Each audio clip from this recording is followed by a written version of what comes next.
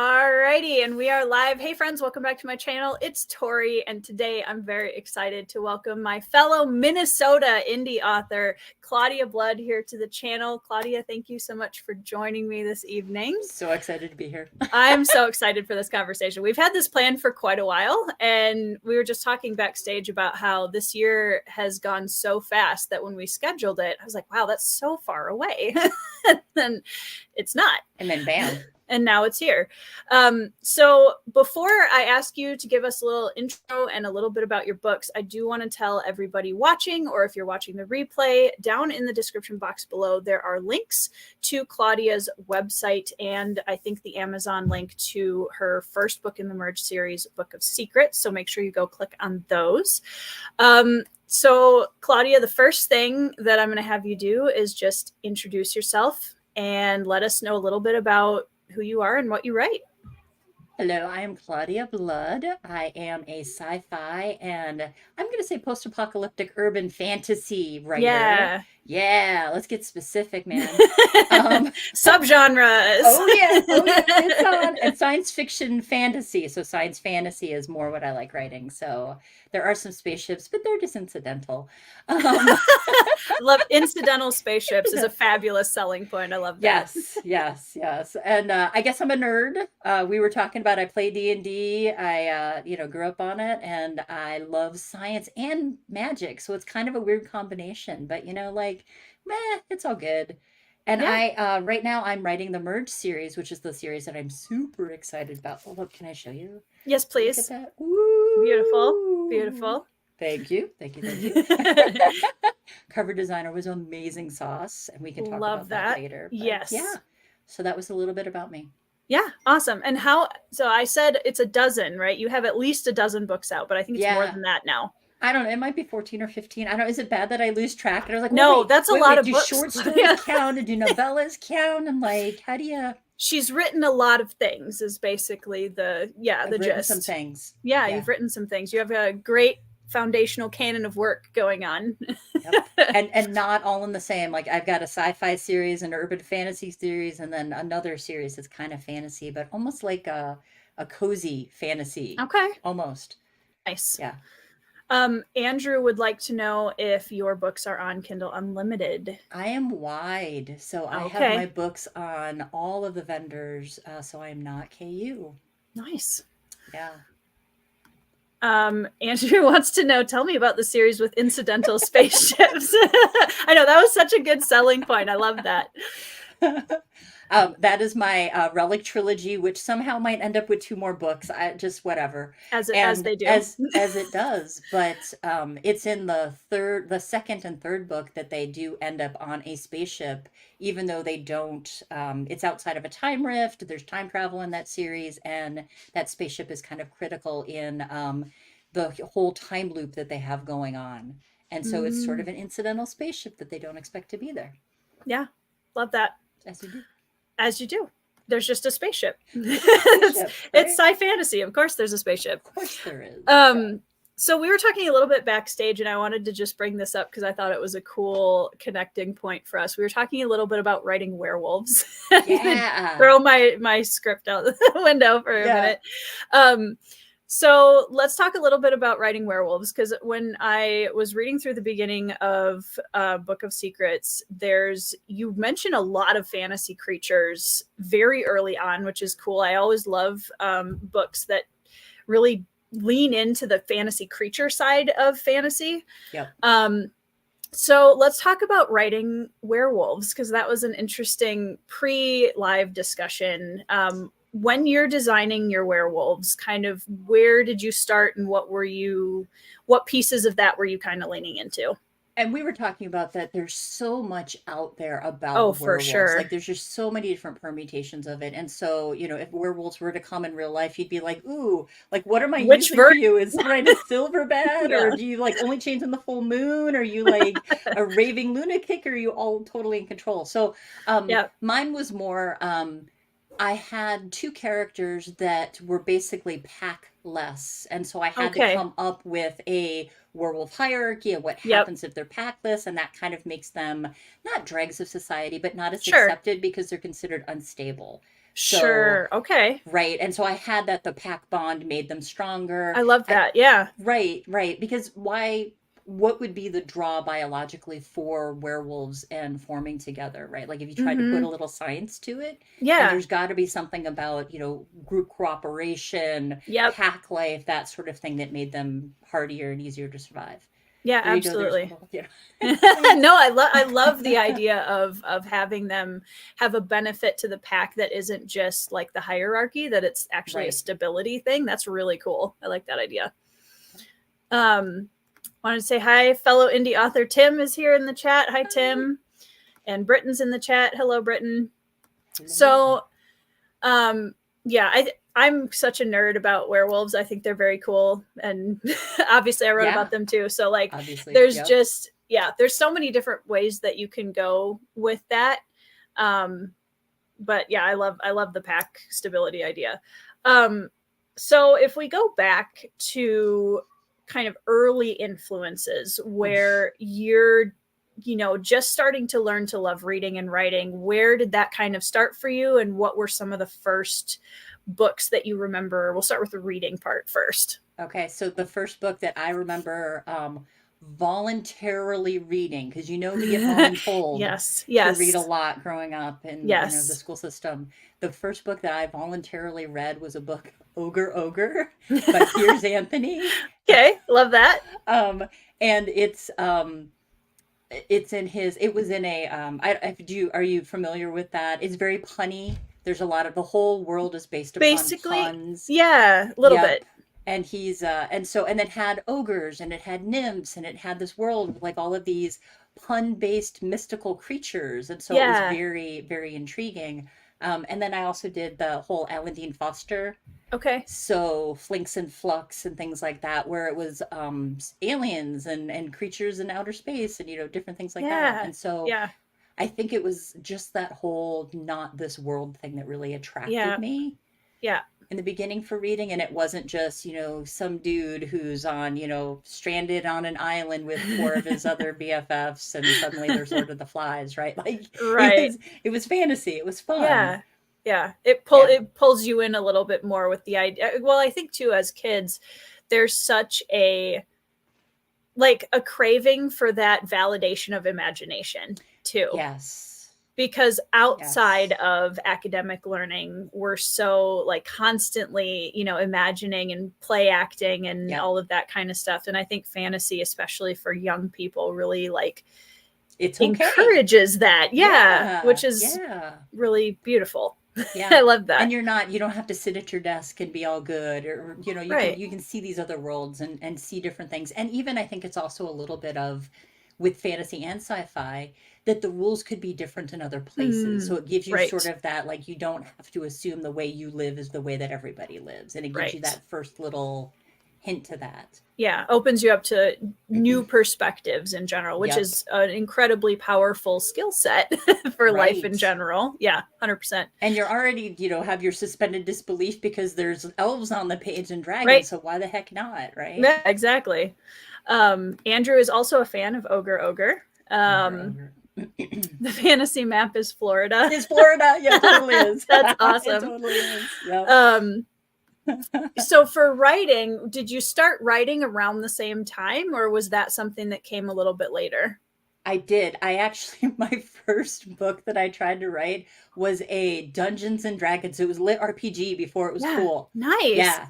It way was ahead of the trend. Way ahead of the trend. And I had my cleric and I had my, barbarian, and we were up on the mountain, screaming against the void kind of thing. It was obviously terrible, but that was the first one that I wrote.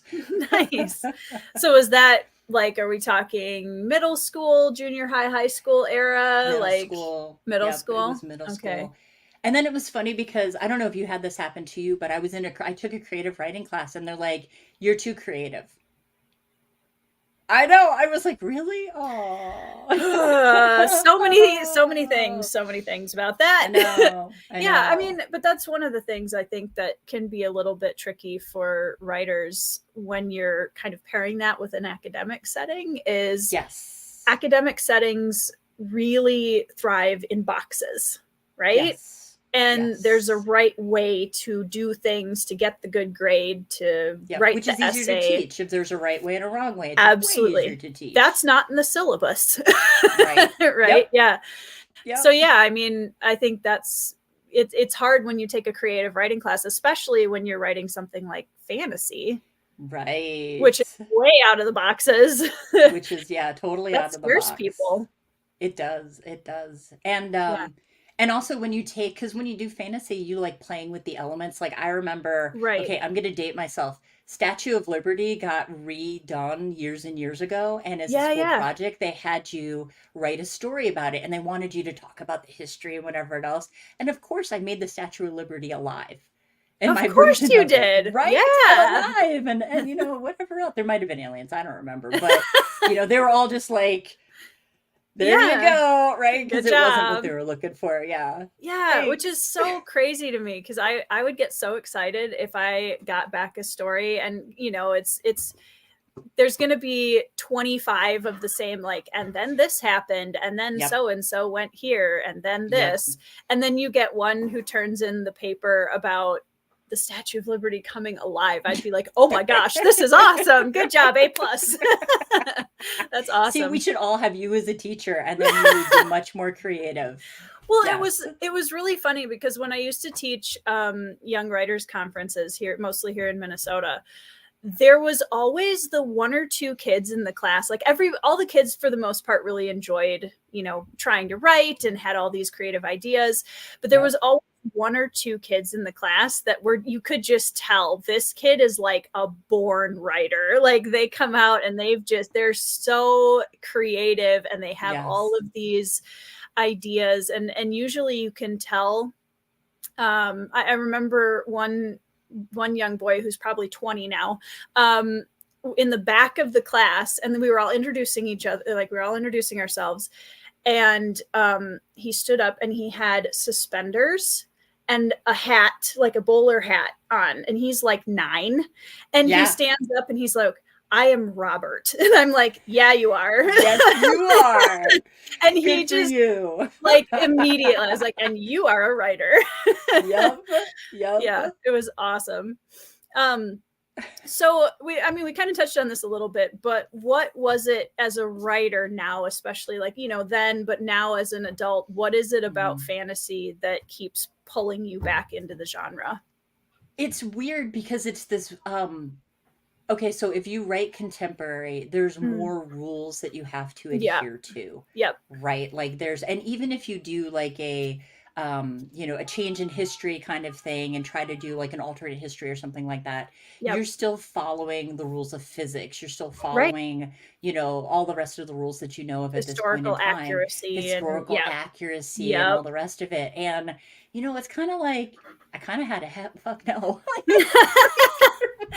I'm not here for that. I'm not, no, like you got, so like what could you take and wiggle? What could you like move around? Right. Like when you build and I still believe like there's cause and effect, right? Even when you Right. build a fantasy world and a sci-fi world, Absolutely. there's absolutely rules and cause and effect.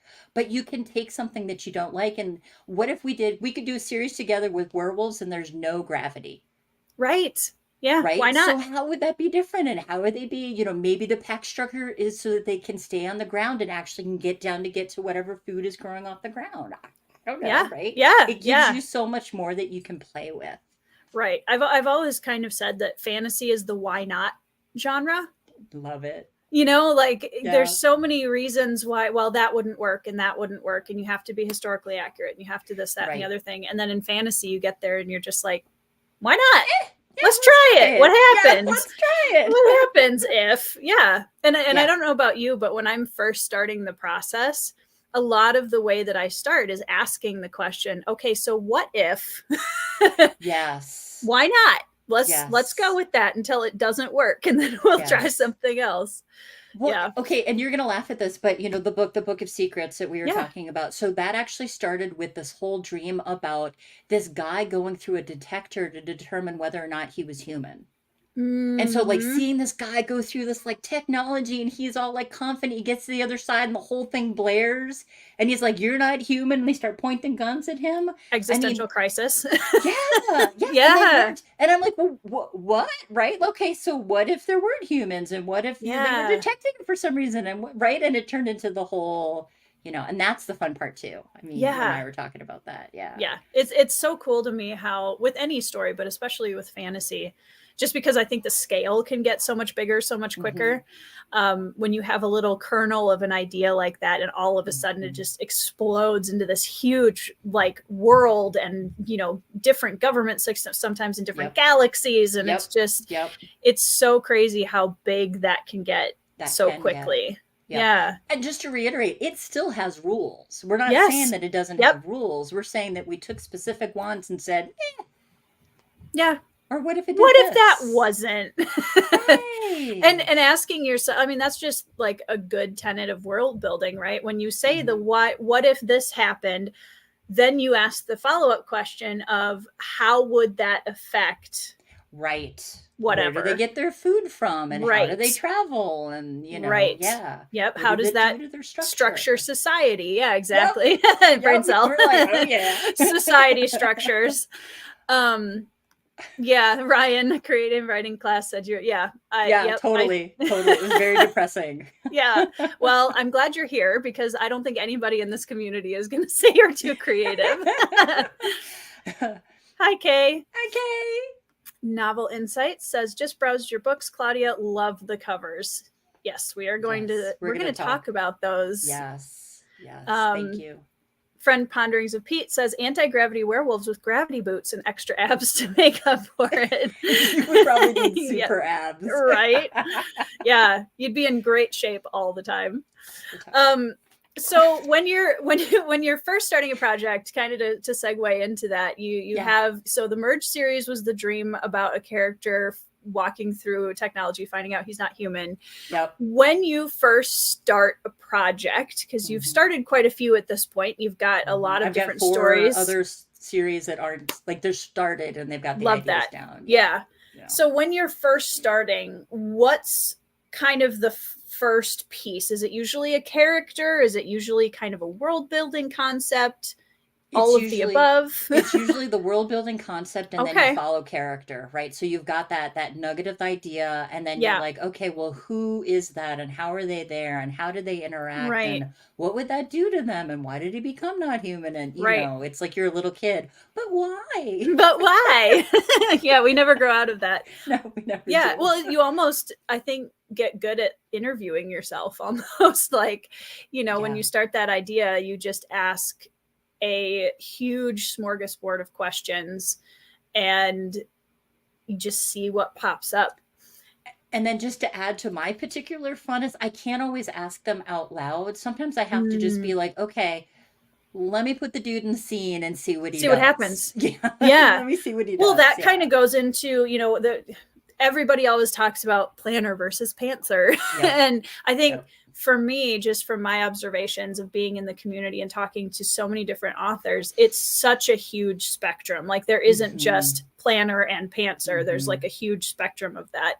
So where do you, I kind of know the answer to this, but where do you put yourself kind of in the process? So I've been saying spectrum. That I'm a pantser, but I'm not like a 100% true pantser, just saying that out loud because I like really complicated things, like totally complicated things. Yeah. And so in order for all of those things to come back together, there's that point where you're like, all right, I got all the pieces. I gotta separate the edges and I gotta exactly. And be able to kind of go through. And then some of those questions come out. So it's like, I pants. Oh, plan. Oh, plan. No, I don't want to plan, but plan. And then go back to pantsing. Yeah. So pantsing is more your like comfort zone, maybe. Is that fair to say? I think that's fair. So talking about characters, because, you mentioned sometimes putting a character just in a scene and seeing what they do. What is that character design process like for you? Because I know we've talked about this very briefly in other conversations where the characters really take on a life of their own after a while. And like, as the author, how do you balance, well, the character's going this way, Yep. but I had a plan. I mean, I'm a pan, so I throw out the plan. Yep. Readjust fire. Yep. Love that. Woo! Yeah. Yeah. But it's, I think, so the two parts to that question is, I don't know about you too, but like you get in the scene and you try to get into that character and you're just kind of going with, and things are happening, and then all of a sudden they do something different and you're like, okay, like, let's see Actually. where that goes. Or Yeah. it's the edge of something. Like I Yeah. had a character that he was in deep sleep and he woke up and he was about to meet this other bad guy character. And what she didn't know was that he had woken up early and had drugged the tea that she was about to drink, had poisoned it, and he was planning on killing her. That I'm like, what? Where did that come from? How did he Hold wake on. up early? Yeah, like hold on. We have a criminal here. What do you mean that's not his real name and he's faking his identity? What? Yeah. It's Yeah. funny because sometimes I feel like those moments come in when like you're kind of stuck a little bit. Mhm. And then all of a sudden a character will do something and you're like, well, that wasn't in the plan. But actually, now that you mention it, that kind of suddenly makes everything work. How did you do that? How did you? Yes, thank you. Yeah. Thank you for that. The subconscious writer brain is really impressive sometimes. But I do think that that's part of the stuck that I get is when I don't listen to that subconscious and I, you know what I mean? And I'm like, oh, no, I need to. I have and a better as soon idea. as I should or whatever. It's like, hell, okay. I got to work on something else for a little bit. Yeah, absolutely. Well, and I think too, part of that is one of the great joys of writing is just seeing those characters start to take on a life of their own and they start coming off the page. And that's when, I think that you've hit a little bit of the magic.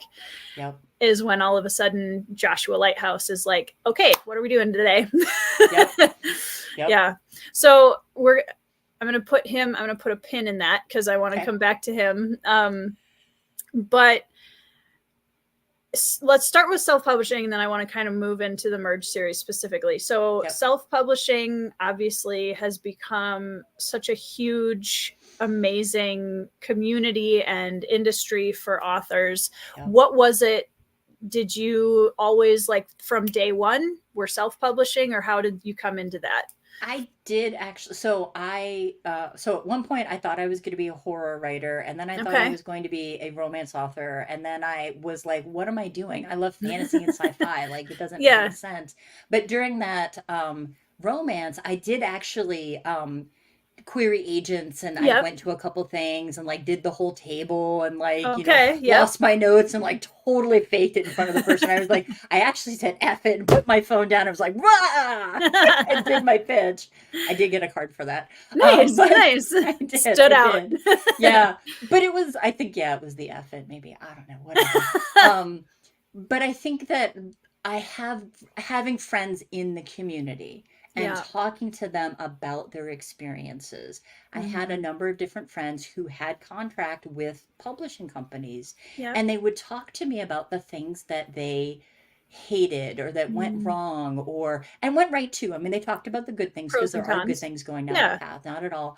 But the things that they talked about going wrong were things that would bother me. Like, I can't pick, not that we could talk about this about the cover later, but I can't pick my own cover. I can't, I have to go with your title. I have to, like, and that's maybe a little, I don't know, whiny butt or whatever, but at that point in time, or even like final edits, like you didn't approve final edits. It was, whatever else. And if they wanted you to change it so that the couple didn't get together the same way, it was a different couple because that was better marketing, right? Like there's a lot of lack of control.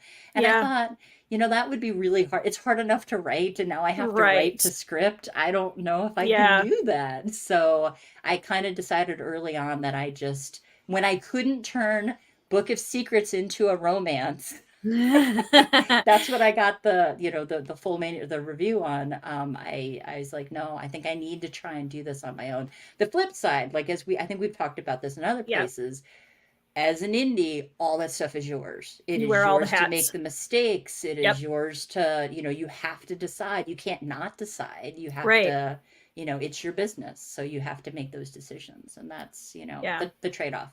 Absolutely. Yeah. So from when, as you kind of were getting into it and wearing all the hats, what are some of the resources or processes that you found especially helpful for self-publishing? So I took Becca Syme's course. Okay. She does the and I'm totally blanking on the name of it, but it's for writers. It's a personality thing where she Oh, sure. actually looks at your personality. So I took the Clifton or Gallup or whatever it's called right now, Strength Finders for writers. There you go. Okay. And what I found really useful about that is, especially in the beginning, if you're not careful, you compare yourself to how Oh, everybody does absolutely. things. Yep. And then when their stuff doesn't work for you, it turns into this whole like, oh my God, I'm not really a writer. And oh, what am I Right. doing? And so I think taking that course and really sort of embracing that, all right, I'm a squirrel. I'm going to, right? I've got input learners, my first two. And so, I'm always going to be like, ooh, look at that article. Ooh, that looks Right. really cool. Ooh, what about this? But then at some point it all kind of comes together and I needed to Right. just accept that about myself. So I think Yep. that was the one big thing is Yeah. find out who you are as a writer and embrace it. Yep. Yeah. We talk about that all the time with just the importance of, because it's easy when you first get in and you're new and you're trying to figure out how to do this. You want the right and wrong. You want You someone to do. tell you, Am I a this is the way to planner do or a it. pantser? Exactly. Yeah. And when you Yeah. don't exactly fit into any of those boxes, Yep. then you start feeling like, well, maybe there's something wrong with me as a writer, instead Right. of finding the process that works best for you individually, because that's going to look, it could look who knows? I bet if you and I sat together and compared processes, they would be completely different. That'll be fun someday. Yeah, That's gonna happen. We'll set on the list. We'll sit in a library room and start designing a brand new story, each of us at the same time, and just see what happens. And see what happens. And yeah, then, the time-lapse video where we're both like yeah. Well, because that's one of the struggles about being a pantser, and I would love to hear your experience with this too. Is you're so excited and you're just shot full of adrenaline and you get started and you're writing and your characters are doing things, and then all of a sudden you just smack into a wall and you're like, into the wall. Yep. Now I'm stuck. And sometimes I've been stuck for like months at a time. Yeah. And learning how to kind of adjust the process of like, okay, I'm a pantser until I hit that wall. Yep. And here's the tools I use now. Right. Right. Yeah. I even had trouble recognizing it. I don't know about you. Like I would find that the dishes were done and all my to-do list is suddenly done around the house. And I'm like, well, I haven't written for 2 weeks. Well, yeah, because you're stuck. Yeah, exactly. Yeah. Well, recognize it is not always easy. And I think maybe for you too, that's maybe where the planner kind of steps in a little bit more, where it's like, okay, I probably need a roadmap. You have all the pieces now, figure out how this all goes together. Yeah. I found it helpful just to kind of like map out even the next scene. Yep. You don't have to go to the end of the book, but just kind of, I need to talk to somebody. I need to go, Tori, so this is what's going on in my story. And I really think that this and this and this and this and this and this. Oh, yeah. That's my problem. Oh. And you don't even need the person to respond half the time. Right. Yeah. They're going, That's really interesting though, because I thought I was alone for a really long time because I'm also a talk it out creative. Yeah. And I don't need somebody to like tell me how to write it. I just need to talk it out with another human being. I met a guy who actually suggested, he says what he does is he goes on walks and puts in his headphones and pretends like he's on the phone. And then he just like talks the whole thing out as he's going for a walk, for his daily walk. And he's like, I know nobody's listening to me, but just the act of doing that talking and not having people look at you funny, which is why you do the earphones, right? Right. So that werewolf.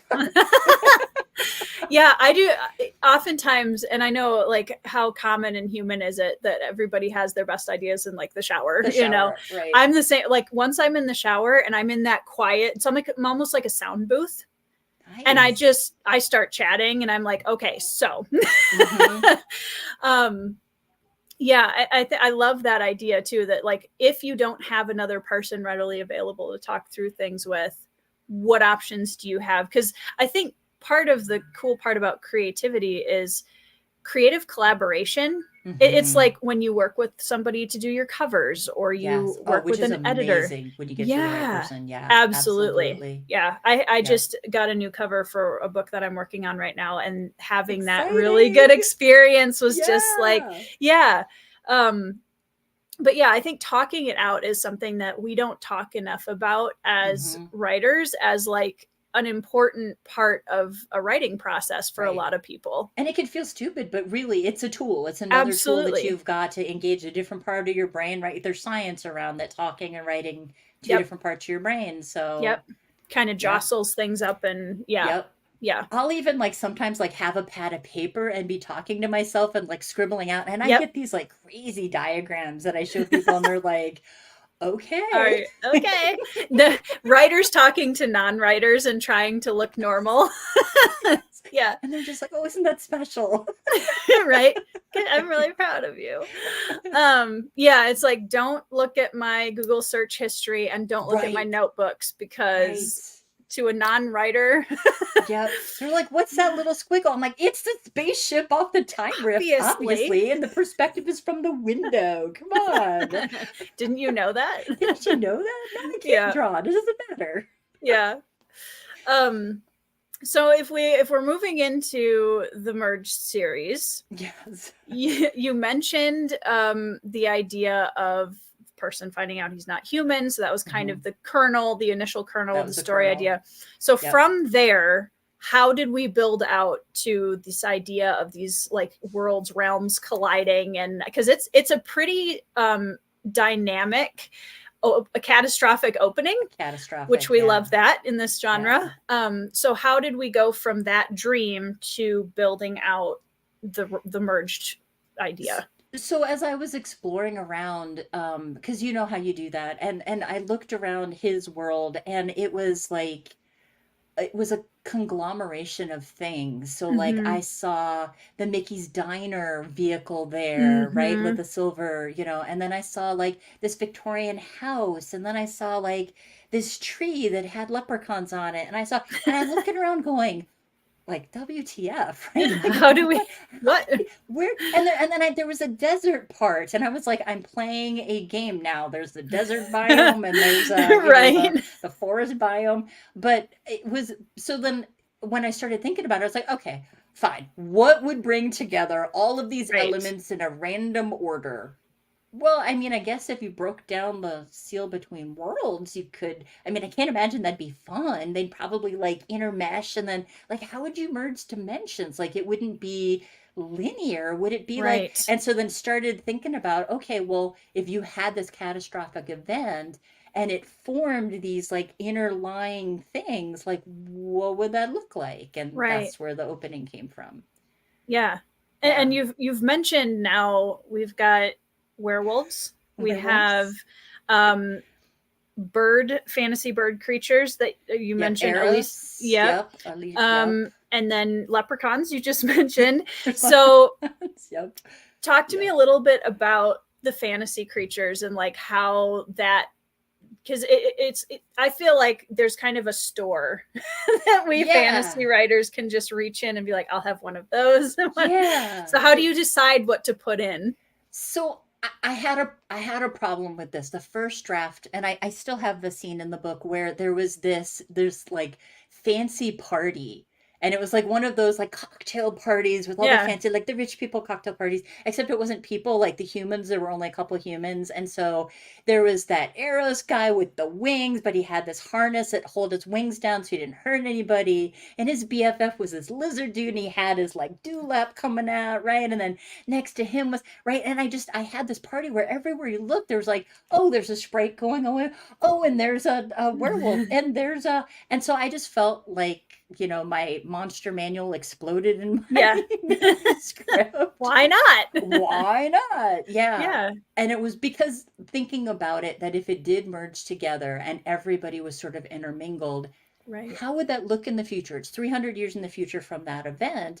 how do you have your government? How do you Right. have the people who are in power? Did one person kept, and I wasn't interested in one species took over and all the rest of you Right. are, trash. I wasn't really, but trying to get a cooperative yet chaotic Mm-hmm. sort of ruling power. And so how did the creatures come in? I've got that whole series of them that are sort of human-like, intelligent, trying to survive, having Yeah. families. And then you kind of have, off to the side, like the scavengers, right? So Right. you have like Yes. the rat equivalent, the dog equivalent, right? You've got the herd animals, you've got the right, and that's from all of the different things that you could read about. So it's kind of like, and so one of the things we were talking about earlier with Yeah. doing if you tried to plan out a fantasy world in one sitting, you would never get the book written. Oh, absolutely. Right. And so you Yeah. basically know just enough for what it is you're doing and then write it down because you've just made yourself a rule. Right. Right. And you're going to regret it And later. you're going to regret it later, but remember it because it's a rule now. Yeah. Yep. And so I only did enough for that party and then it kind of expanded from there. Yeah. Yeah. So one of the things that I absolutely loved is this is definitely the first book that I've ever read where the opening pages were set in our local Rochester, Minnesota. And you're talking about, like, I think you mentioned the Plumber House. The Plumber House, yep. And there's these like local landmarks. And I was just like, I love when authors sprinkle in a little bit of that, like just local town. Yep. Yeah. So was that just, I want to put my local city in there because that's what I know, or I mean, did like, and I pictured the house that I lived in at the time. Like I pictured it being on that roof, and then like I was picturing looking towards downtown, and what would that look like? I changed location a little bit because it was kind of boring from where my roof would be, but it was. But I liked the idea of having that concrete detail that I could go and I could look at it and be like, all right. And for those who haven't, it's got these lines where these buildings would fly up in the air, and like you kind of wanted to know what was going on so that you could sort of envision. It was already chaotic, so having like real life elements made it feel more grounded to me. Exactly. Yeah.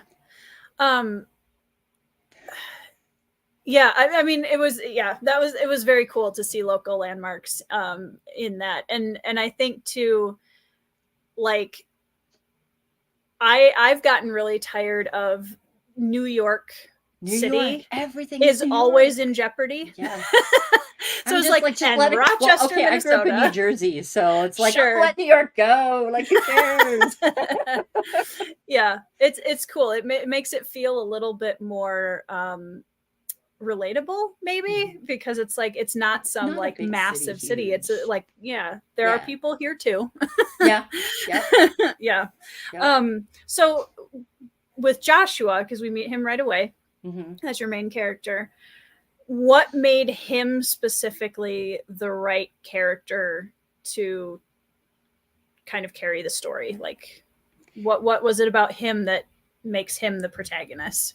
And it was because the dream had seen him older, because he's the guy who went through the machine. Yes. And as I was sort of exploring around him, he was kind of cynical, kind of, right? He's the head of the Human Protection Agency, and he's seen all sorts of, okay, so there's this whole theory, like, people see, so if you are a police officer or a fireman or like in those sorts of occupations, you don't see people at their best. You see people experiencing these horrible things, and you see, certain subset of life. If you're in IT, I see geeks, right? Like I don't see geeks and data and exactly, right? Like, so my bias for what the world is like is way different than what a police officers would be. And he's in essence an agent for the Human Protection Agency. Right. So he's seen people downtrodden. He's still trying to save them. So I thought, okay, well, but he's still using technology there. So he's got to be like comfortable with it. So where did that all come from? And I think for him, he started off in this world. He ended up getting thrown through time and ended up in the merge world as a kid. And he did end up kind of in a ranch where they were using humans as food, kind of thing, as they do. As you do. Yeah. Yeah. Only in fantasy. And, of course, has wounds and things from that. And so because of going through all those experiences, like, I almost had to track through what he went through to become that cynical yet still changeable, because he Right. has a really good arc where, Yeah. untrusting, thinking everybody's evil kind of thing, to being open at the end, and embracing the fact that it's not really the Human Protection Agency. It should be protecting all the innocence of all the different species, right? Not just Right. humans. Yeah. So, but I think I had to go through his whole sort of life cycle before I was like, oh, yeah, that's the guy right there. There he is. There he is. Yeah. Well, I find stories like that, one of the reasons I really like post-apocalyptic and dystopian and anything in that vein is because I think, and obviously you can do that with military, there's a lot of different places you can explore this, but I'm really fascinated by the way that human beings or characters in general act in survival mode. That's Yes. so interesting to play with. That's Yes. something I've always been Yes. really fascinated by. Yes. Yeah. Yeah. There's only one state that has cannibalism laws. I don't know if you know that or not, but that, No, I didn't. I do now. it's a random, but I was looking at that because of the same thing. Like, that question Yeah. of like, would you eat human flesh or die? Like, those sorts of, or Right. die, Yeah. moral Like, dilemmas, yeah.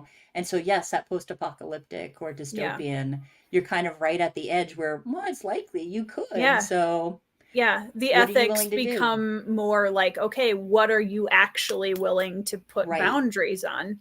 Right. Yeah. I remember I had seen a few episodes of the show Walking Dead. Mm-hmm. And that was something that I thought, especially in the first season, the character work was Yeah, so that first season. impactful Yep. for that exact reason, is it was Yep. exploring so much about how different people come to a point of survival mode and they react in different ways and they have Right. different boundaries, and that's, I just think, a really fascinating aspect of humanity, Yes. that And it's all about what you post-apocalyptic human. value too, right? It Yeah, hangs your values right up to the top. So if you value love, absolutely. you may do more things for survival than if you value power. I don't know, Right, whatever. exactly. Yeah. Yeah. Yeah. Yeah. Your non-negotiables come to the forefront very quickly. Right. Because you're Yeah, already fairly low in the hierarchies of needs. So Maslow's exactly. or whatever. Yeah. Yeah. So within this series specifically, who do you have a favorite character? I really I have a soft spot for Joshua just because Sure. he went through so much to Yeah. get You're to just where he sorry. was. I am. I'm kind of like sorry. And he actually has I have another, like, hit the secondary character for me is there's this dude named Alex who's Mm. living in the archive, and Hmm. he's I always say it wrong, agoraphobic. Not Oh, be sure. afraid of cats, but no. Yeah.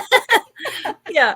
Um, and he has like this weird, like, I had a weird flash of what he's doing it, but I loved the whole, he's really in essence a nerd in a super library with magical items, right? And he's Yeah. trying so hard to be useful and helpful with that limitation of being stuck. Yeah. Yeah. So yeah, I really, That's he's in cool. Scale of the Dragon, which is the next book The in the fourth one. series. Yeah, the fourth Yeah. one. And so getting him fleshed out and figuring out, well, okay, how did it happen? What's your trauma, man? Like, what happened to you? Right. Right.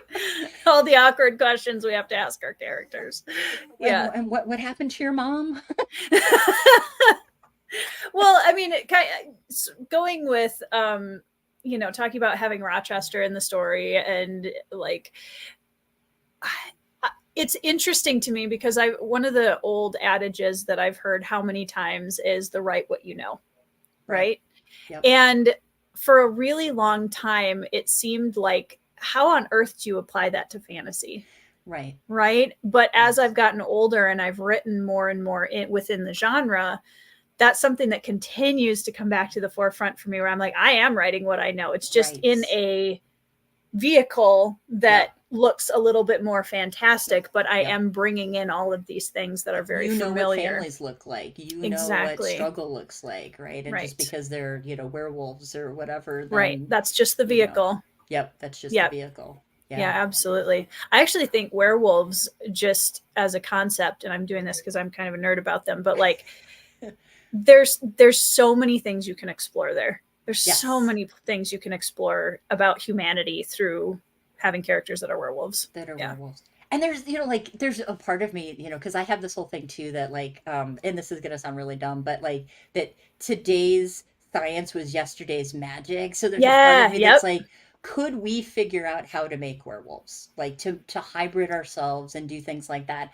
And what would that look like, right? I'm Like less you and get the less little, surprised by things as I get older. So, right? yeah, I think sure, why Why not? not? Or we Yeah, need mermaids because you got to go in the oceans because that's the only right. thing that's still free. Whatever. You're Yeah. right.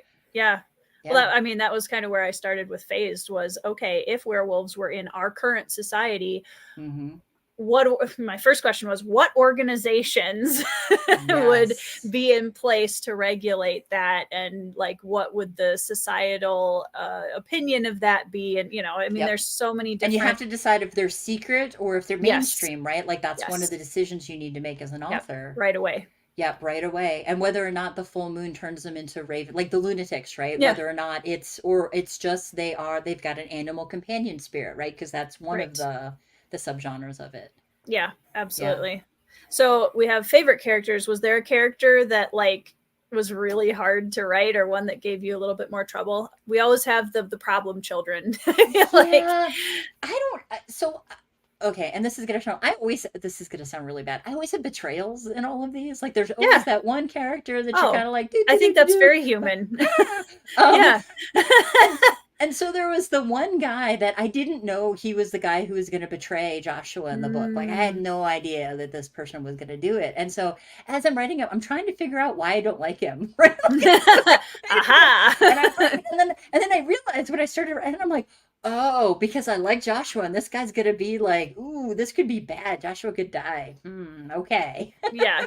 So I think Dislike. dislike, yeah, do not like. But Yeah. it was unnecessary. Like it made Right. sense in context of what was going on with who Joshua was and who this gentleman was and their different belief systems because Hmm. there was a whole faction who thought that we should unmerge the worlds. And Yeah. if we unmerge the worlds and put everybody back where they Everything will be belong, better. everything will be better. Yeah. And Joshua, having lived through it, was kind of like, you guys are smoking crack. I mean, that's not what he said, but that was in essence what he Paraphrase. said. Yeah. Paraphrasing, yes. But like, no, you didn't live through it. Like, could you imagine Right. now trying to separate it? Like, Right. that'd be So do ugly. you find it harder to write villains? I was gonna say yes, and then I had Ravine happen. And Uh Ravine is the bad guy in the Relic trilogy, and she is my favorite villain because she mm, does some things that are like totally immoral and terrible and horrible, right. and I would never do them. And I almost feel a little guilty, like I can't believe I can write that she can do this. Right. But she's trying to save her daughter, and she's like over the Yeah. top. I'm inventing time travel to save my daughter from, Yeah. dying. So, Well, it's like yeah. we just talked about.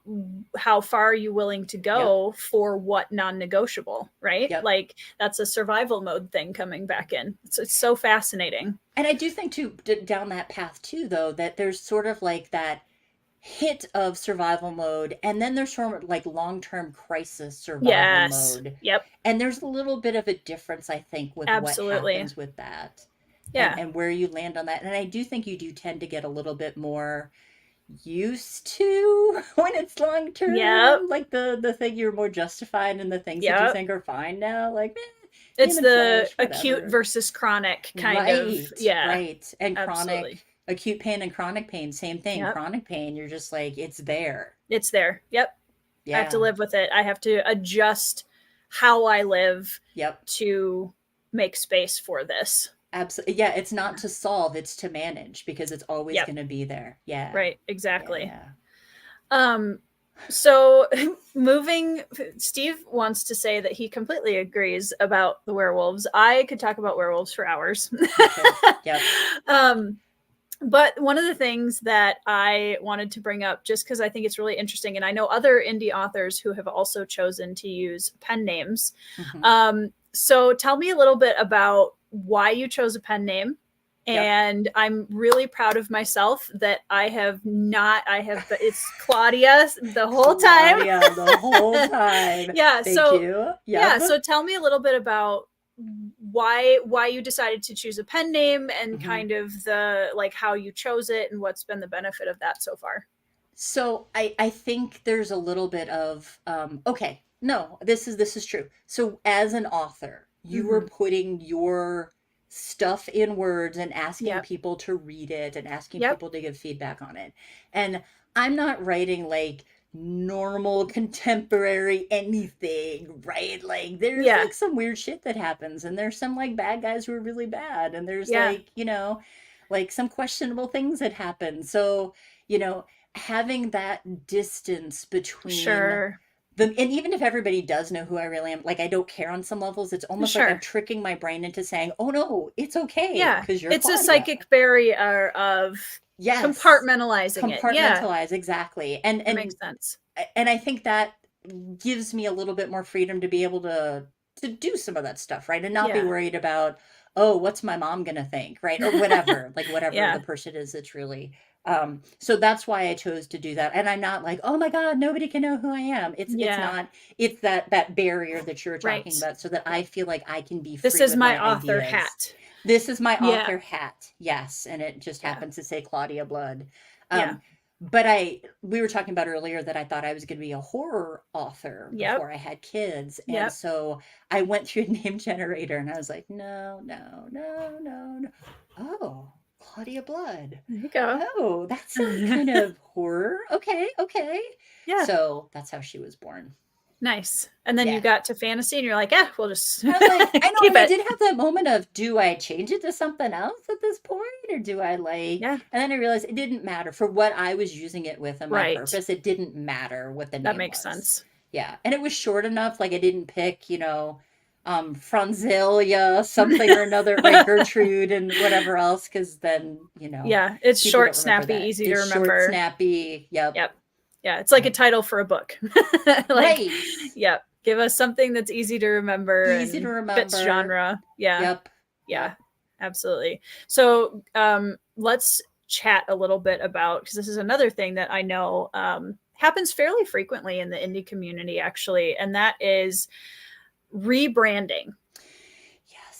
So let's get into Yes. rebranding a little bit, because you're in the process of rebranding your merch series, releasing the new covers. Yes. So when did you get to a point, and how did you get to a point where you said, okay, I need a rebrand? Yep. Like, how did we get to that point? Yep. We were talking about earlier about the whole, so as an indie author, you are responsible for your indie business. And Yes. your indie business is everything. It is the marketing, it is the merchandising, it is anything that you do related to it is all on you, unless you can hire it out. And honestly, most of us are broke, right? And we don't exactly have like, this is we're doing this because we love it or because of we whatever, don't have right? Most financial teams behind us and a I mean, publishing company. Anybody out there like to support both of us, we're fully ready. Yeah, right.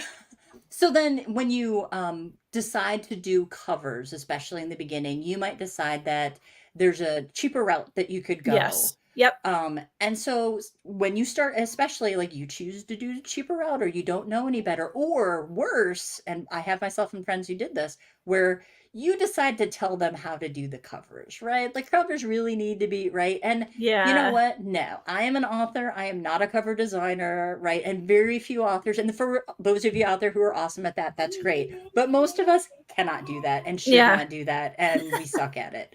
And so once you realize that somebody looks at your book and says, I have no idea what the hell that book is about. You look at the cover and you're like, is that a romantic comedy? Like, what is that?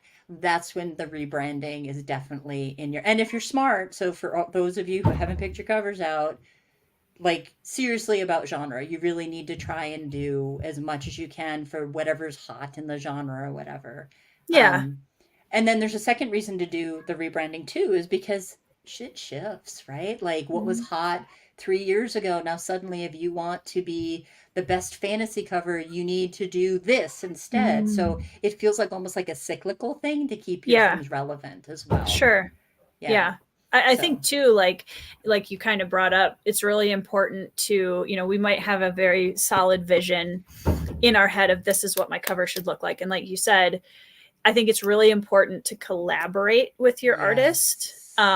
You know, and obviously there are a lot of really amazing options for pre-made covers too, for authors that are looking. There's so many resources for that are great.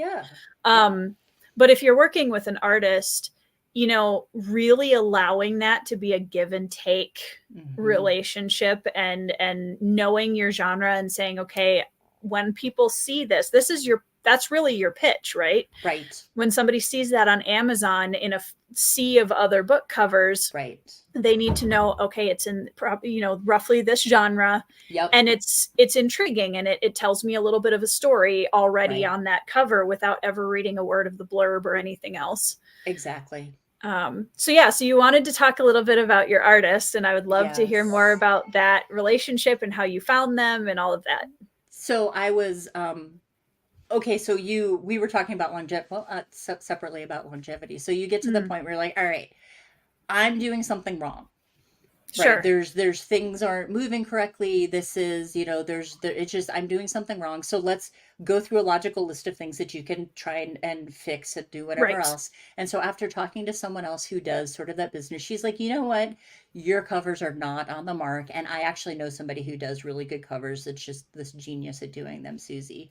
And, so I hooked up with Susie and I was like, okay, here's what it is. What do you need? Like, I can give you blurbs. I can give you this. I can give you I'll give you my first child. She's high maintenance, but it's okay. Right? Like, yeah. What can you do? And she's like, all right. So then she came back and was like, so I'm kind of thinking what's hot right now in your particular genre is this whole object cover thing. Like, sure. That's the thing that's really good now. How do you feel about that? And why don't you send me some objects that are within your book so that cool. I can do that? So like what she did with this is every single object on there has oh God, I'm really bad at this. Whoa. No, you're good. But everything is from like the little, see this? Whoop. There, right there. Yeah. That's the machine. Nice. Yeah. And it was all the different objects that were, and she just wanted a whole list of them. And then she chose and did the actual layout. Formatting and whatever else, and layering and whatever else. And so it was a much better process than me going, no, I think it needs to have this, this, and this. Because again, I recognize not my thing. You help me figure out how to do this, and I'm going to be all thumbs up. Yeah. Well, and I think, once you've been around what you're writing for a good amount of time in the genre in general, you kind of start to get a little bit of an idea of so when I got my latest cover back, she of course was like, okay, send me references, ideas, whatever. And I put together a 9-page cover brief in a PDF that was like, here's all of my photos, but it wasn't like, this is what I want the cover to look like. It was like, here's what my main character looks like and what she's wearing. And here's an example of like where, like geographically, here's some snowy mountains and some, whatever. And then at the bottom, I just said, here's all the inspiration. I'm 100% open to seeing what you come up with in this. And I had a couple of like basic, okay, they have to be surrounded by this. And they have to, he has to be behind her. And but it was like really basic kind of stuff. And what I think is so beautiful about that is they're artists for a reason. Exactly. Right? Yes. And when she sent me back, even the line art, I was like, holy cats. Wow. Yeah, I never would have come up with that. Yeah. Right. And that's so fun when you find somebody that you can work really well with, and it's a positive collaborative relationship for that artwork. And you just get that cover back and it just, and it makes you excited about it again too, right? Because you want to be excited about your books again. Yeah. As soon as I got that cover in my inbox, I was like, I want to finish writing the book tonight. I didn't, but you didn't, but you wanted to. I wanted to. Yeah. Oh my God. That was amazing. So if there's other authors either in the chat or rewatching the replay, what advice would you give to someone who's considering a rebrand of their book or series that you wish you would have known maybe beforehand? I wish that I would. Okay, so one of the issues that I have, and this is again, indie author, you're in charge of your own business. Unfortunately, I am a genre masher. And so that makes the decision about the cover a little harder to figure out. And so if I would have been like straight spaceship science fiction, then I absolutely, then you could have your cattail. We have lots of those on this channel. Yes, this is Jade. then it would have been much easier to choose how to do it. So with something that's a genre mash, it's almost like you have to pick the primary genre, but you can't do it too much because the book isn't really that genre. Right. So I think if you guys could actually pick a genre, it's much easier to market and to do that kind of jazz, much easier. But I think I would listen to the experts, right? Like, you know, when your editor says a scene needs to change, then your scene probably needs to change. If your cover designer says it's not the genre and people aren't going to buy it, you know, you probably need to listen to that, you know, to the experts. So absolutely. Yeah. I mean, I kind of had that experience a little bit when I did my first, we did our first phased cover. And that was one of those situations where, you know, it was my first like adult fiction published novel. And I had a vision. I had a vision of what that cover was going to look like. And, you know, my artist did the whole cover the exact way that I wanted it. And then my editor was like, this looks middle grade. I don't think it fits. And I'm like, but it's that was the vision though. But recognizing that and realizing, she's kind of right though. She's right.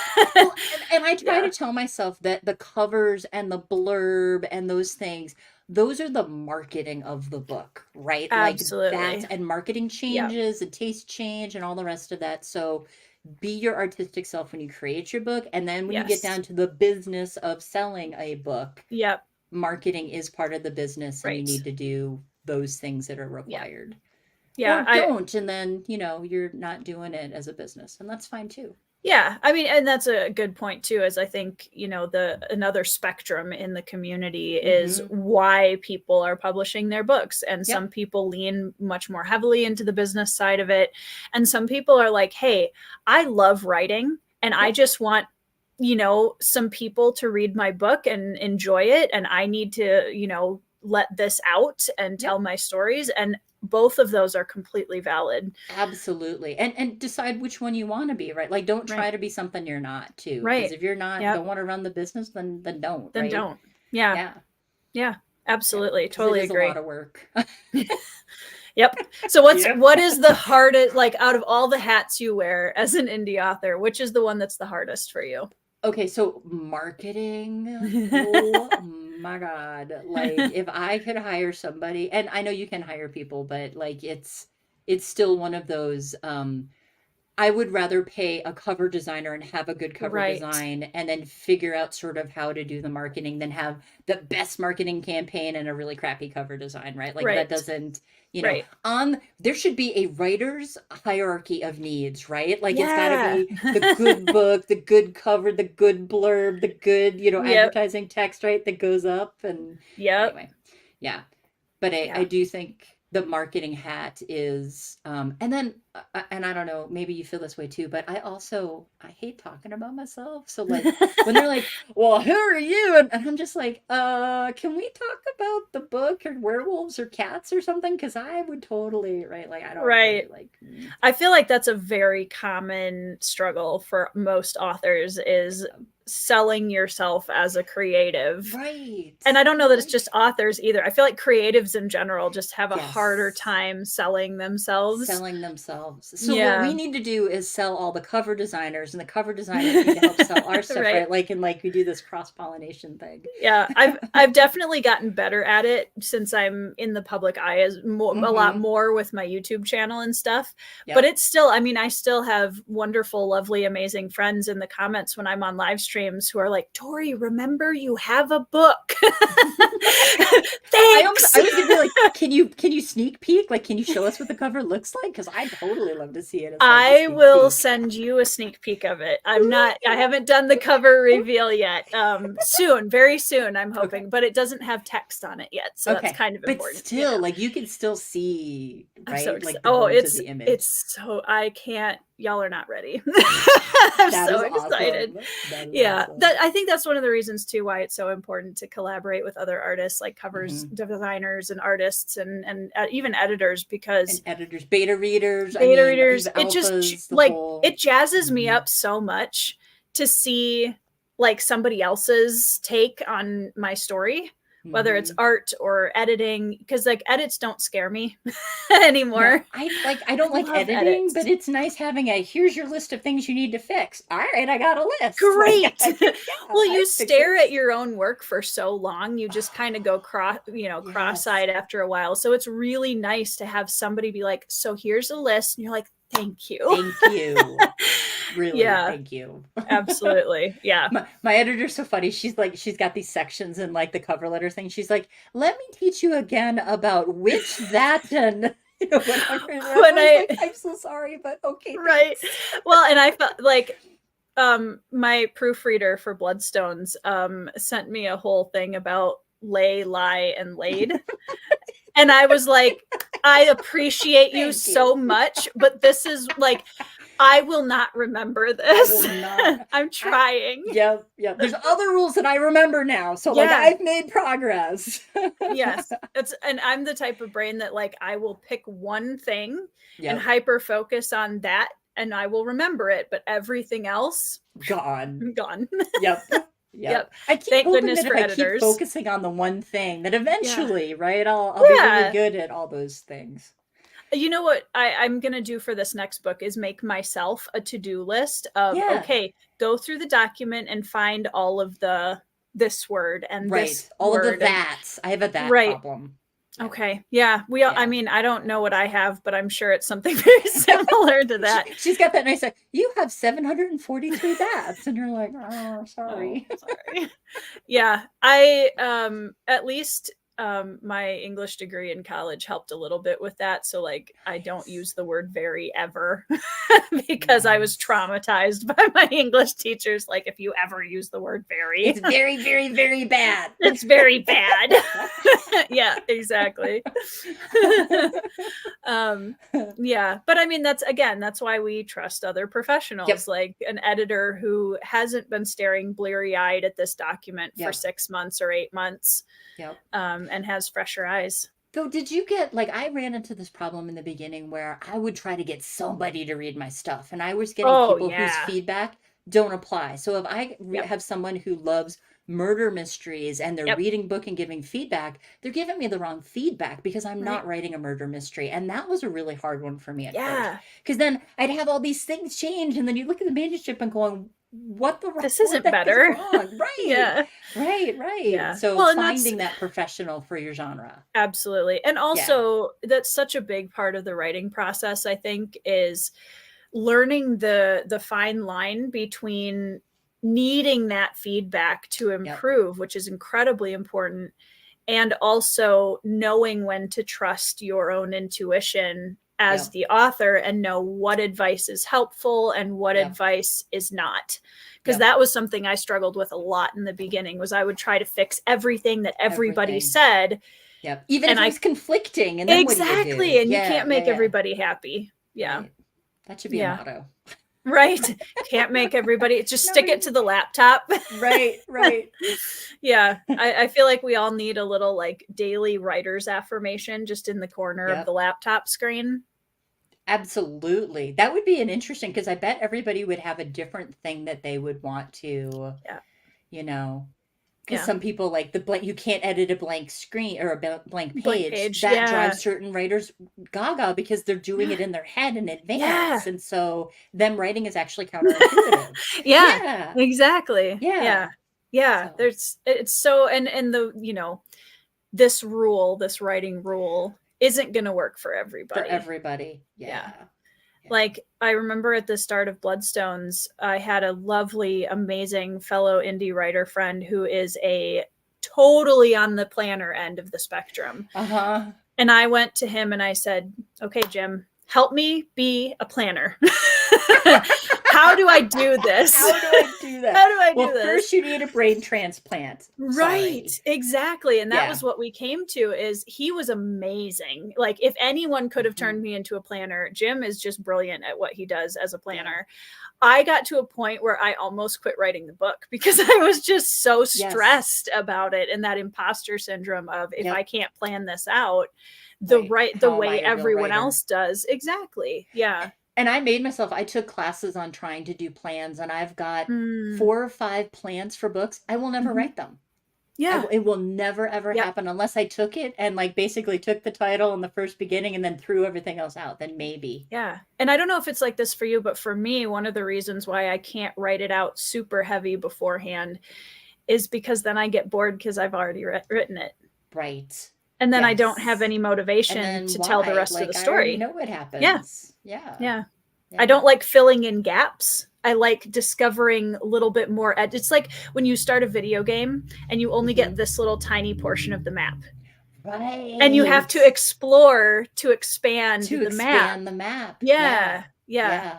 Yeah, that's definitely more. I'd never thought of that visual, but just now it was like, how in games. But that's exactly right. Yeah, Yeah, and if you already knew that 2 paces this way was, a dungeon, it might it's not not as be quite as exciting. interesting. Yeah. Yeah, and I know on the Yeah. opposite end of the spectrum, my planner friends, it's like they need that map fully fleshed out Yep. before they can take a step in it, and it feels a lot more comfortable then, Yeah. which is awesome.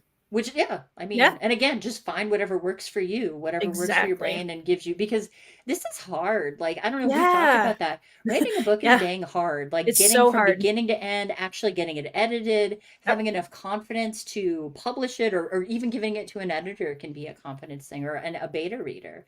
Like, absolutely. so if you could do tricks to trick your brain into making it easier on yourself, and you don't like try to lock yourself down because, oh, I didn't plan, therefore my book isn't good. Like, I mean, whatever you Hmm. could do to trick yourself to make it that next step. Yeah, and just Yeah, embracing your individual process. exactly. Yeah. Yeah. And I don't know about for you, but even, book to book, it's going to look different. Oh, yes, It's like yes, once you've found your process, you're yes. like, yes, got it. And then I you can do start the this, and it'd be next the book. next that didn't work. Yeah. And then your next book, it's like you learn, like when you have multiple children, it's very Right, similar. The first child, you're like, okay, I figured out how to kind of relate to this child and their particular learning style and whatever. And then child number 2 comes along and you have to throw everything out the window right. Because child one responds to child. Yeah, it's completely yes, differently. Yeah. completely different. I can't even imagine those people with more than 2 kids because I only have 2 kids. I couldn't imagine having a third kid because I'm already like, I have 2 hands and I'm holding on really tightly. There's no third hand. Right. That is the hardest part about having 3 is that your kids outnumber the parents. Yeah. That's tough, especially when they're little. And I Yeah. had runners. I don't know about you, but mine Oh were like, yeah. like Yeah. Well, and my oldest, my son, was one of those babies that we had him, and the sweet summer child that I was at age 21 and having my first baby, and I was like, he's so easy. I don't know what these parents are having a problem with. Like clearly that's a them problem, right. you know. And then my darling beloved second my daughter came along and I was like, oh, Oh. Oh, okay, wild. guess Didn't I should sleep have for 2 stopped. years. Yep, it was. Yeah. Yep, she's a force of nature. Yep. But books are like that, right? So like some of the books are Absolutely. like you got the book out and you're like, am I done? That Is was so that easy. was did I do all the steps? Did Did I I do it do the wrong? beginning? Did, did I do it wrong? Yeah, yeah, yeah. And Yeah. then other books, it's like kicking and screaming and Yep. dragging Yep. like down, and you're like, no, we are going to finish, Dang no it. matter what happens. Yeah. Pete wants to know, as a pantser, Claudia, how do you approach consistency in your writing between different books in the series? Is that something you rely on the editor slash beta readers for the fine details? So I end up reading the previous book again Sure. while I'm re-editing the thing. And there's also like like this is gonna sound dumb. What color was so and so eyes? God, I want to Yes. put the little note that says, "Go look this up." Go look this up. And I'll Yep. have that first draft. I'll Important have like, info.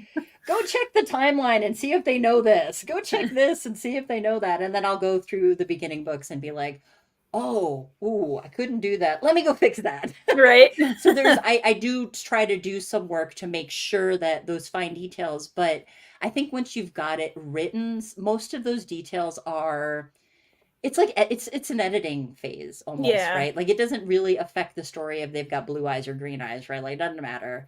If Yeah. I forget people, because that might have happened, then that gets a little bigger editing. So that's why I Right. started reading the previous books. And then just like you said, the editors and beta readers are super helpful with that to try and make things line up easier.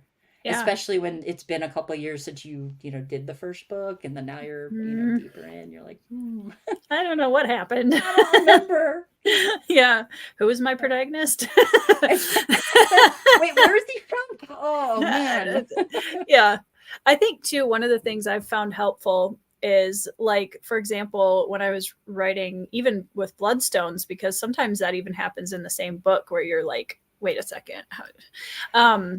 And I have a character who is a warrior who's in quite a few physical confrontations throughout the book. Yep. And so I actually printed off a sheet that's just like the outline of a human.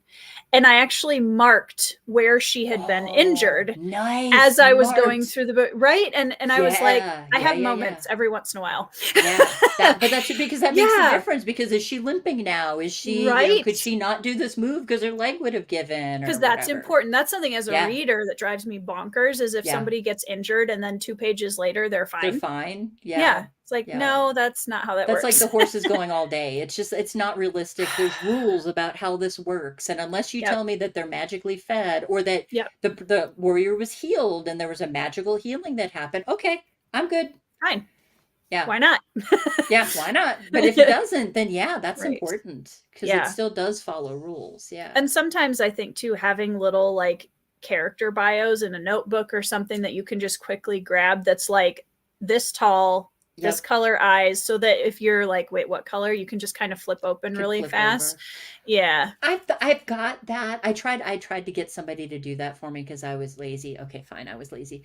But I did have, and I don't know how you feel about this, but I think I was thinking about trying to see if AI could create a Bible for me. Right? I've already written the work, feed it into an AI and give me my Bible so I know what the eye color, and like, here's my character sketches. It's more of a data entry application. That makes more sense to me. And I'm trying to decide how I felt about that, because I know AI is a super hot topic, but you know, but it's my work. It's not creating. It's not creating. So would that be okay? I don't know. I think that makes a lot of sense in general, is having some kind of a general like data entry thing that you can refer back to. Yep.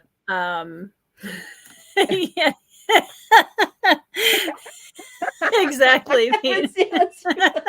You poor character.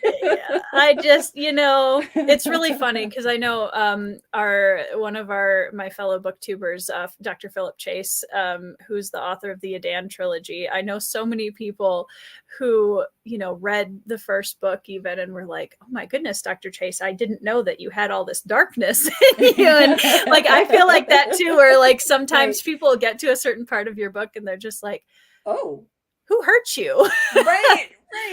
Like, I'm just exploring things. I don't know. It didn't. Yeah. It's okay. Yeah. Yeah. Oh my God, that's funny.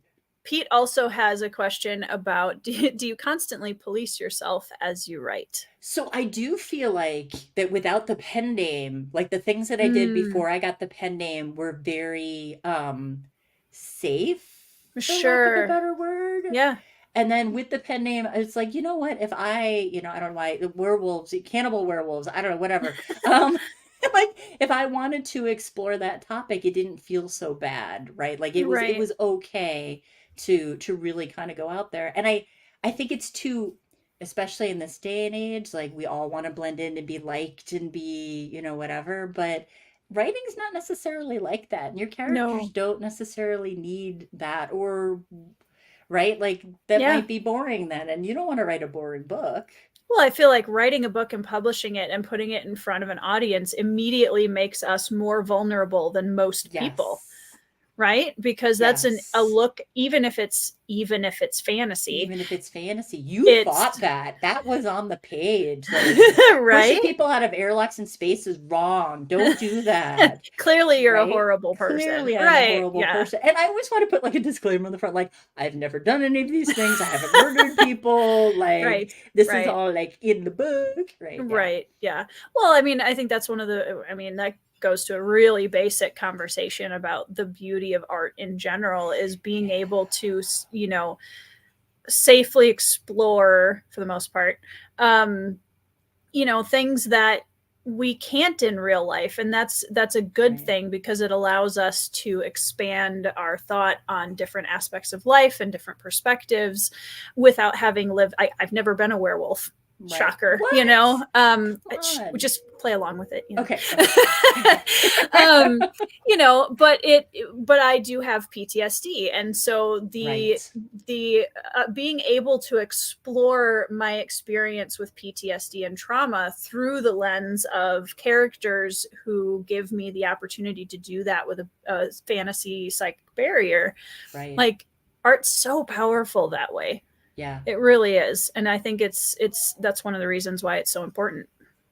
And we were talking about earlier about, like, you know, how far would you go? So, you know, the character of Ravine that I love so well, how far so she's murdered people. She's enslaved population. She's like literally wiped out an alien civilization to save her daughter. And so on the one level, I'm like, okay, kudos, mama. But also, what are the consequences of that? I'm like, whoa, what that does not seem very balanced. That doesn't seem like that was the best thing for the universe as a whole. Like, ugh.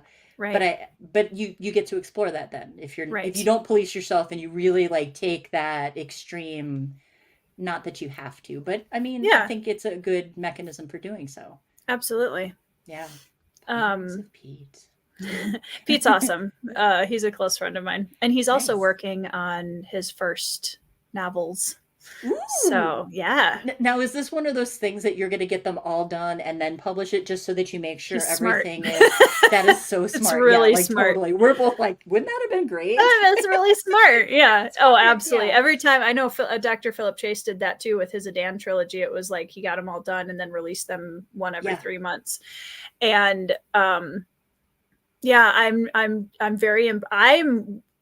I don't have the patience to sit on a book that long. I can't do it. So like, kudos to the authors that really, like, you know, dot their I's and cross their T's with it. I did it for 2 in the Relic trilogy. So I did the first 2, and then I had to set the deadline on the 3rd one or it wouldn't have gotten done. Right. Yeah. Yeah, absolutely. Well, good for you, Pete. Yeah, I'm excited to read his when it comes out. That's going to be awesome. Steve wants to know, as a discovery writer, have you written a book that wasn't what you imagined? If so, did you rewrite it to make it work or put it in the drawer? So I had a story that I did, like, I don't know if you guys ever do this, where so I was doing For the Words, and I wanted a word count, and I was going to do it all day, and I ended up doing this really weird, like, time travel pocket of space kind of thing that was kind of related to this other story, but it started as like a mom tell me a fairy tale kind of thing, and then as it merged, it like changed as it went into this whole, like, you know, this crazy thing that is going to end up being a novel. And I think that's what I tend to do as a discovery writer, is like, the place that I start has to move because the place that I ended up was different, and so you have to kind of make things line up. So I don't know about with you, Tori, but sometimes my editing process, I past you, you're so dumb. How did you not? Well, I always look at it as like, I didn't have all the information yet. Right. You know, so like, it's you were doing the best you could with what you had at the time. Right. And then sometimes though, you might rewrite it, but you might just be like, all right, I got to just set you aside for a little bit, little thunder. I will come back to you later. Yeah, I mean, the original book in the world that Bloodstones is in, which is a series called Edge of the Earth, I started back in college. And it has been shelved for 12, 13 years because I knew at the time I wasn't ready to commit to that scale yet. I wasn't ready for an epic fantasy of that magnitude. And even when I came back to it, I started designing the back history and found the prequel series, which is Bloodstones, etc. And so it's still shelved. And I'm like, you know what? I'm a big believer in the fact that books, there's right times for certain books, and there might be a reason why you shelve it for a while, because something really important about it you haven't discovered yet. And I think it's so interesting because there's that whole procrastination versus not ready yet. Right. And like when you're talking about embracing yourself and figuring out the difference between needing it and like, I think you also get better as a writer as you go on going, oh no, I am just procrastinating. I need to get my butt on that book and go. All right, let's go. Let's go. Versus you look at it and you're just like, something's missing still. I gotta wait. Yep. I think, and I think that is part of the writing process where you learn the difference, and part of that you have to experience being a writer in order to learn, discover that part of yourself and know. And however you get that first book done, right? Like that's like, I think that milestone, getting that first book done, even if it sucks, it doesn't matter. You just got to get that first book done. Well, how many you can learn? Yeah, and how many people say, I want to write a book, so I would love to write a book someday, right? I call them the someday novelists, because they're just, and so many people say that. So I always tell like debut authors, their debut authors are so hard on themselves. Really and like, I always go back to, you finished and published a book. Yep. That's what is that, 1%? Huge. Yeah. Like the number of people who want to do that and don't. Yeah. Don't have the time, don't have the motivation. Yep. Life gets whatever, have different priorities, whatever, which is fine. Yeah. But look at the accomplishment of writing and finishing a book. That's amazing. Yeah. Yeah. So I would definitely, I always try to encourage new authors with that, because it's like, don't sell yourself short. This is a big deal. Yeah. But you hit the end. Yeah. And none of us are ever going to write the perfect book, Okay, so did you ever, there's this, and I don't remember what it actually comes from, but they were talking about pottery, right? And there was this scientific study. Did you hear about this one where, so there was one class was given, give me one perfect masterpiece, and this other class was judged by how many pottery pieces they did.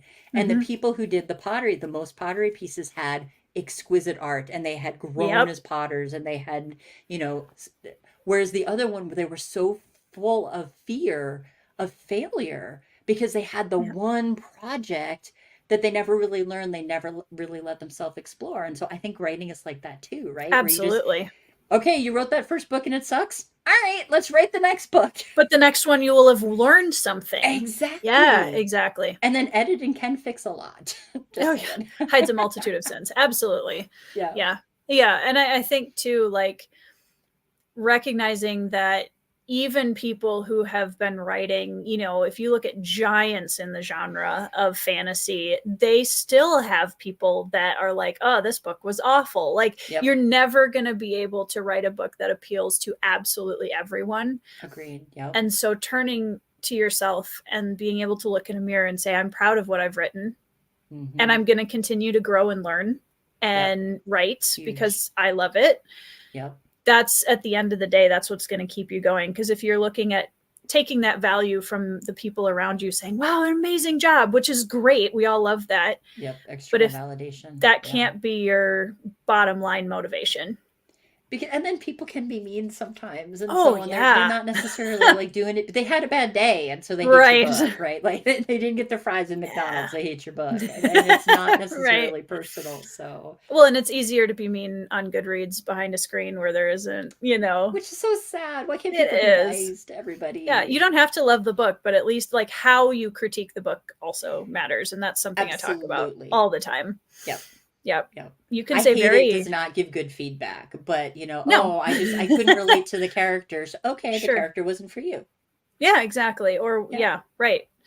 Yeah. It's interesting, that whole discussion about how do you handle, well, since we're here, how do you handle criticism? Like what would you tell people that did you ever notice? So I've got a bunch of reviews, and do you ever notice you go right past the 5-star reviews and you go to like the crappiest review, or you get like a really good review and there's that one sentence that you're like, oh, I'm a failure. I'm a failure. Yeah.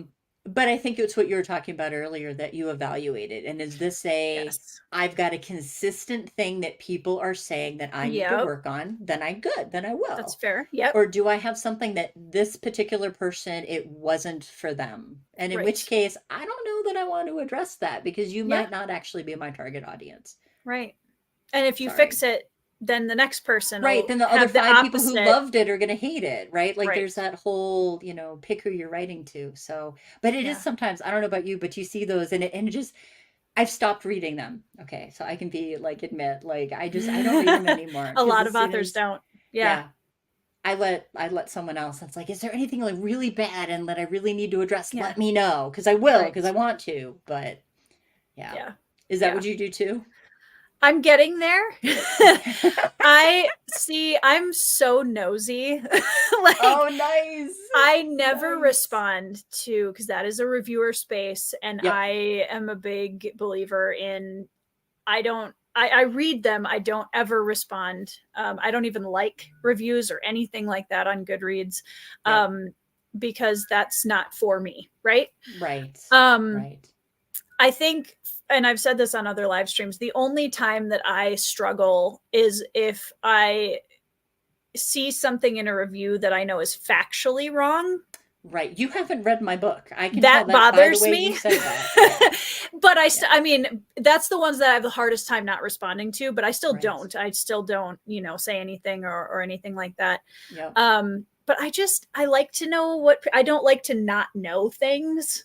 Right. So, and honestly, like seeing 1 and 2 star reviews, yeah, it's a twinge of like, you'd be inhuman if that didn't ever Right. bother If they you. were all But 1-star reviews, or if they right, were that would mostly be, below yeah, 3s, I mean, then right. that might be an indication that you need a better editor, or maybe it Yep. wasn't quite ready for the Right. world, which is Half fine, baked. right? Yep. Yeah, Yep. exactly. Yeah. Yeah. So I'm pretty Yeah. good at compartmentalizing reviews at this point, because I've been around a time or two.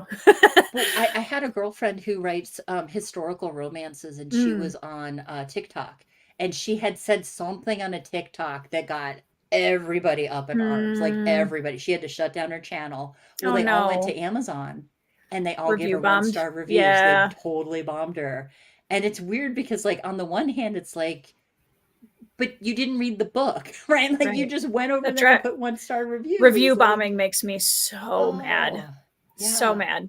Yep. I feel Yeah.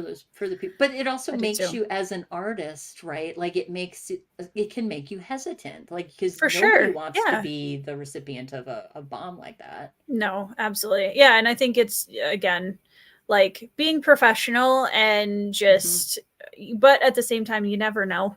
Right.